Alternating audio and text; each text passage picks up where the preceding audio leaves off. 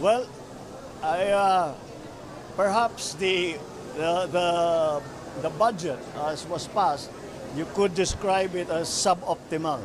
But we are remedying that situation and we are returning the most, well, let me put it simply. Ang ginagawa natin ay yung mga masyadong nawala sa NEP, sa National Expenditure Program, na hindi na nabigyan ng pondo, ay hinahanapan namin ng mga savings para maibalik ang mga pondo yan, kagaya sa edukasyon, kagaya sa health, kagaya mga pabahay. Tourism, sir, budget ng opisina ninyo gagamitin nyo yata doon sa branding. I'm sorry?